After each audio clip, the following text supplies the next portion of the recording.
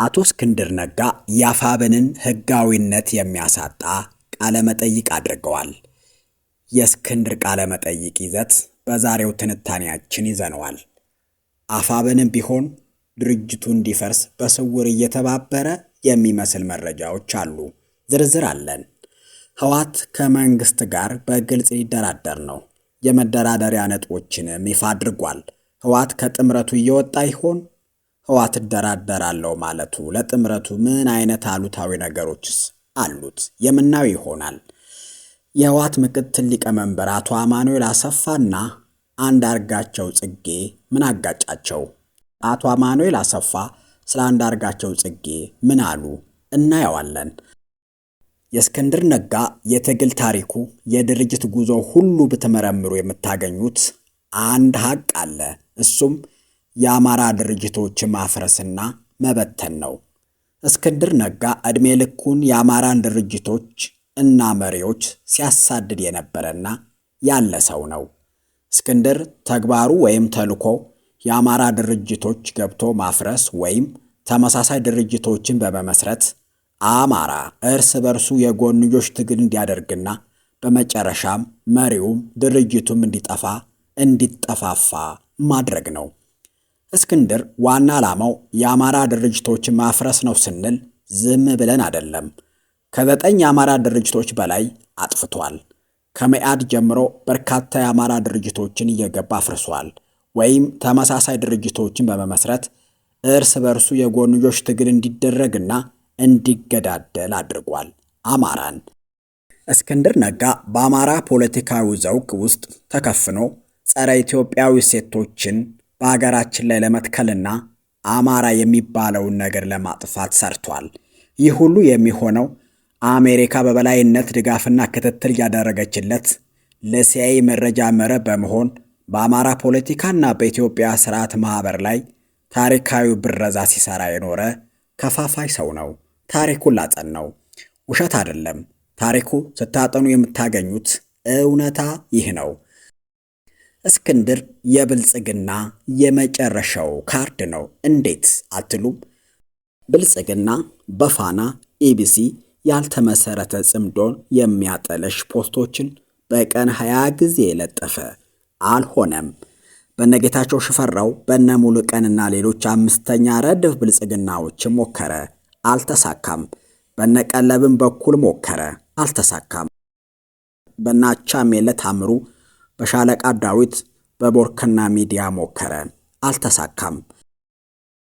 በነጀዋርም በኩል መጣ፣ ብዙ ጆሮ አላገኘም። በቴዲ አዋሳ በኩልም መጣ፣ አልሆነም።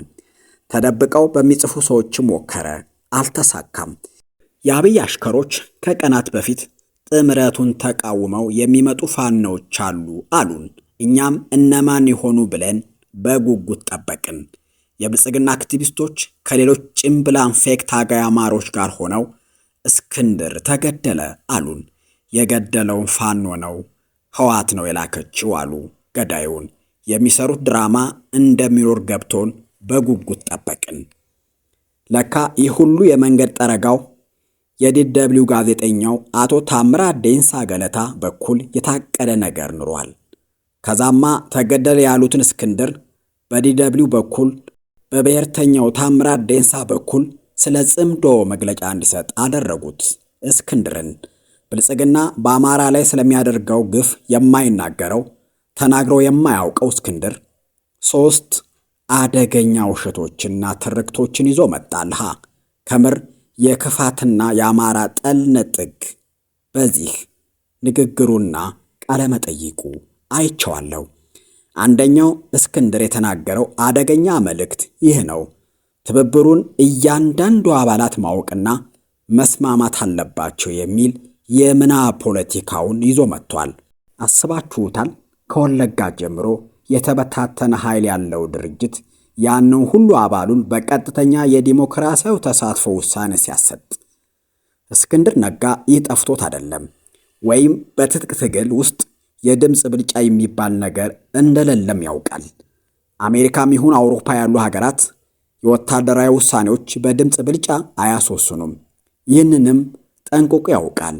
አማራ ጠሉ እስክንድር ነጋ ዋና ዓላማው የነ ሽመልስ አብዲሳን ኮንቬንስ እና ኮንፊውዝ ለመፍጠር መሞከሩ ነው። ዞር ብላችሁ ሁሉን ብትመረምሩ እንደ እስክንድር ነጋ አማራን የቀበረው ሰው አታገኙም። በነገራችን ላይ አፋብን በ100 ሺህ የሚቆጠር አባላት ስላሉት ነው በውክልና የጠቅላላ ጉባኤ የሚመራው። ስለዚህ የአፋብን ሉዓላዊ የውሳኔ አካል የጠቅላላ ጉባኤው አባላት እንጂ እያንዳንዱ አባላት አይደለም። የተቋሙ መተዳደሪያ ሰነድም ያንን አይደግፍም። በነገራችን ላይ የጠቅላላ ጉባኤ አባላት ለስብሰባ የማይመች ሁኔታ ላይ ካሉ እነርሱን ተክቶ የማዕከላዊ ኮሚቴው የመወሰን መብት ሰጥቶታል።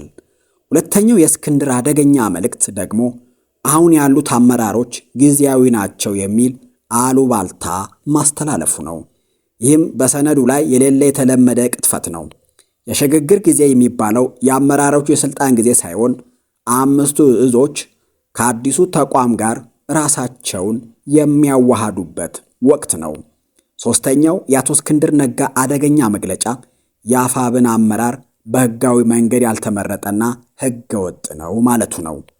አፋብን ሕገወጥ ብሎ በአፋብን አባልነት ከቀጠለ ከእስክንድር ላይ ሳይሆን ችግሩ ያለው ከፖሊት ቢሮ ወይም ከአፋብን እንደ ድርጅት ነው። እነዚህ 3 ሐሳቦች በአፋብን ሕልውናና በአማራ ሕዝብ ትግል ላይ ቀጥተኛ አደጋዎች ናቸው። ተራ አባል መግለጫ መስጠት እንደማይችል ይታወቃል። ግን በተደጋጋሚ መግለጫ ሲሰጥ ዝም ተብሏል፣ ታልፏል። አቶ እስክንድር ነጋ እና እኛ የምንለው ይህንን ነው። በፖለቲካዊና ወታደራዊ የህልውና ትግል ውስጥ ከግልጽ ጠላት ይልቅ በውስጥ መዋቅር ተሰግስጎ የትግሉን ራዕይ የሚያጨልምና የሚያደናቅፍ ኃይል እጅግ አደገኛ ነው። እስክንድር ከፖሊት ቢሮ አባልነት ወጥቼ ተራ አባል እሆናለሁ ካለ በኋላ በተግባር እየፈጸመ ያለው ሸፍጥ ድርጅታዊ መዋቅርን የሚንድና በርካታ ጀግኖች የወደቁለትን የሰማዕት ደም የሚያራክስ በመሆኑ በግልጽ መነጋገር ጊዜ የማይሰጥ ጉዳይ ነው። በተለይ በአፋብን አመራሮች በኩል ይህ ግለሰብ ትግሉን ለመጥለፍና ለመበተን የተጠቀመባቸው ያሉ ስልቶች አሳፋሪና አደገኛ ናቸው። የዚህ ሁሉ የጥፋት እንቅስቃሴ ዋና ተጠያቂ ግን ራሱ እስክንድር ብቻ ሳይሆን ይህንን እያየ ዝምታ የመረጠው አፋብን ነው ወይም ደግሞ የላዕላይ አመራሮች ናቸው። ድርጅቱ ይህንን ህገወጥ አካሄድ ዝም ማለቱ በስርዓት አልበኝነት ትግሉ ለከፍተኛ አደጋ ያጋለጠው፣ ስንት ህፃናት የተቀጠፉበት፣ ስንት እናቶች መቀነታቸውን የፈቱለት፣ ስንት ወጣቶች በትግል የወደቁለትን ትግል እንስሳት እንኳ ሳይቀሩ መስዋዕት የከፈሉለትን ትግል ቅርቃር ውስጥ እየከተቱት መሆኑ ሊገባቸው ይገባል። የአማራ ፋኖ ብሔራዊ ንቅናቄ አፋብን የታሪክ ተጠያቂነት ከመውሰዱ በፊት መዋቅራዊ ልዕልናውን ለማስከበር አፋጣኝ አስተዳደራዊ እርምጃ እሱ ላይና በተመሳሳይ አባሎቹ ላይ ሊወስድ ይገባል። ይህ የአማራ ህዝብ ትግል ፖለቲካዊ የትጥቅ ትግል ነው። በየዕለቱ የምንወዳቸው ወንድሞቻችን እየቀበርን እንገኛለን። በድሮን የተጨፈጨፍን ነው። እንዴት ይህንን መገንዘብ ያቅተናል? ጭራሽ የባስ ብለን ለአንድ ዓላማ የወጡ ልጆችን የሐሳብ ልዩነት እየፈጠሩ እርስ በርስ እንዲታኮሱ እየተደረገ ነው። በእስክንድር አደገኛ ትርክት የአማራ ትግል ፖለቲካውን የሚመሩ ብቃት ያላቸው መሪዎችን ወደፊት ማምጣት ቢቻለውም በዲሲፕሊን በኩል ቆራጥ ወታደራዊ ፍርድ ቤት ያቋቋመ አይመስልም። በአፋብን ውስጥ አባል እንደሆነ የሚነገረው እስክንድር ነጋ ተደጋጋሚ አፍራሽ እንቅስቃሴና የድርጅቱ ዝምታ ለዚህ ጥሩ ማሳያ ነው። የትጥቅ ትግል በጥብቅ ዲሲፕሊን ከተመራ ብቻ ነው አሸናፊ ሊሆን የሚችለው። የብዙዎችን ሕይወት እየቀጠፈ ባለው ህዝባዊ ትግል ይሉኝታ፣ አዘኔታ፣ ጓደኝነትና መሰል መመቻመቾች ትግሉን እንደሚያኮላሹት መታወቅ አለበት። እንኳን በሽምቅ ታጥቆ የሚታገል ኃይል ይቅርና በመንግስት ስር በሚተዳደር የመከላከያ ሰራዊት ውስጥ ያለው ወታደር የበላይ አካል ውሳኔን ተላልፎ ሲገኝ ቅጣቱ አንድና አንድ ነው፣ ይታወቃል። እነ ሰንዙ በ500 ቢስ የተረዱትን የጦርነት ጥበብ እኛ እንዴት በ21ኛው ክፍለ ዘመን መረዳት ይቸግረናል? በአማራ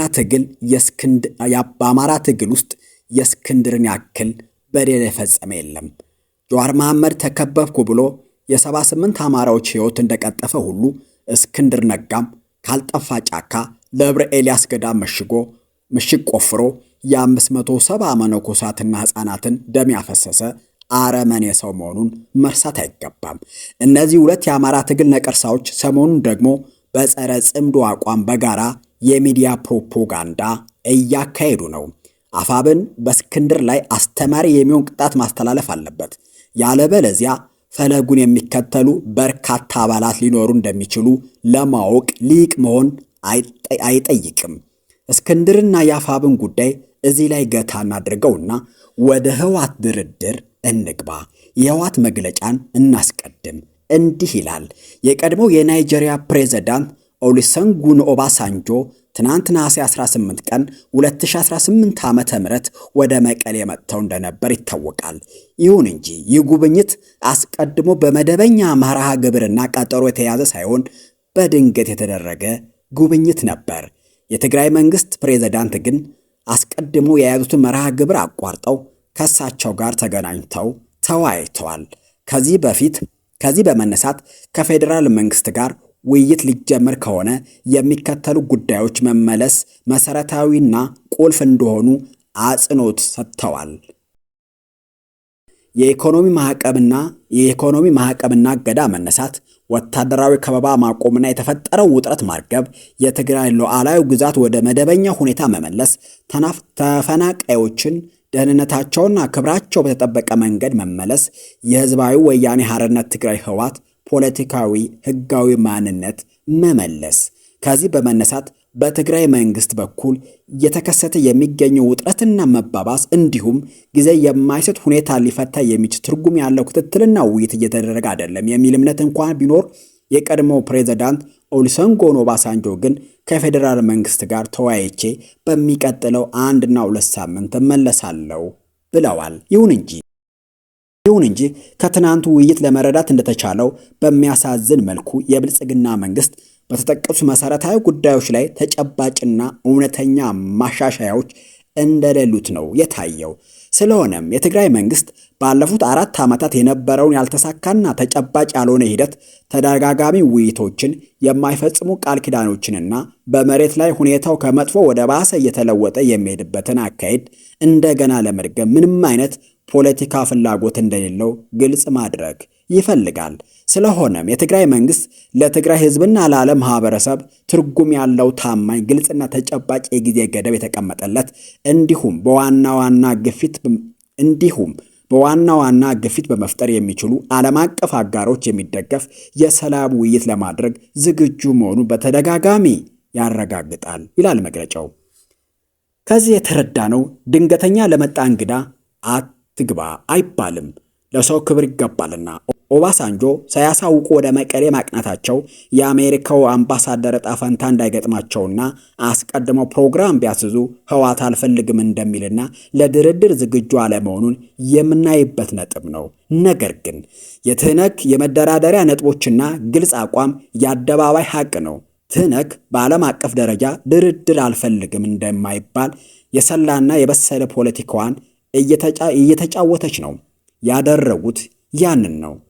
ምንም እንኳ ህወሓት ያደረገው የፖለቲካዊ ብልጠት ቢሆንም በተደጋጋሚ እንደዚህ አይነት ነገሮች ሲደረግ ለብልጽግና ምቹ ሁኔታዎች ይፈጠራሉና ጥንቃቄ መደረግ ያለበት ይመስለኛል። ካልሆነ በጥምረቱ ላይ የአማራም የትግራይም ህዝብ እምነት እንዳይኖረው በማድረግ የራሱ አሉታዊ ሚና ስለሚጫወት በጥንቃቄና በአግባብ መደረግ አለበት። ካልሆነ ሁሉም አካሄድ ለራሱ ለህወሓትም ለጥምረቱም ለሰሜን ህዝብም አይጠቅምምና ጥንቃቄ ይደረግ ማለት ትፈልጋለሁ። አቶ አማኑኤል አሰፋ አንዳርጋቸው ጽጌን በይፋ ወቅሰዋል። አቶ አንዳርጋቸው ጽጌ ለዚህ ወቀሳ የዳረጋቸው ከመሳይ መኮንን ጋር ያደረጉት ቃለ ምልልስ ነው። የቃለ ምልልሱ ይዘትም ህወሓት የወልቃይትና የራያን ጉዳይ ላያነሳ ቃል ገብቷል የሚል ነበር። ይህንን ጉዳይ አቶ አንዳርጋቸው ጽጌ ማንሳት አልነበረባቸውም። ሙሉ በሙሉ ጥፋተኛ ናቸው። ጥምረቱ ይፋ ሲሆን አብሮ ይፋ የሚሆን ጉዳይ ነበር። በዚህ ዙሪያ ስንመለከተው አቶ አንዳርጋቸው ጽጌ የሰሩት ከፍተኛ ስህተት ነው። ጥምረቱንም የማደናቀፍ ሚና ተጫውተዋል እላለሁ። ከአማኑኤል አሰፋ ጋር ይህንን ሐሳብ እጋራዋለሁ። ምንም እንኳ አቶ አማኑኤልም የሕዝባቸውን አመኔታ ለማግኘት መልስ መስጠት ቢገባቸውም በዚያ ልክ መግለጽ ፍጹም ስህተት ነው። የዛሬው ሰጣ ገባ ለሰሜን ጠል ኃይሎችና ግለሰቦች ትልቅ ፈንጠዝያ የፈጠረ ጉዳይ ነው። ይህ ስህተት ባይደገም እላለሁ። አንዳንድ ስህተቶችን በስህተት ለማረም የምናደርገው እንቅስቃሴ የሚያመጣው መዘዝ ቀላል አይደለምና መስከን ያስፈልጋል እላለሁ። እናመሰግናለን።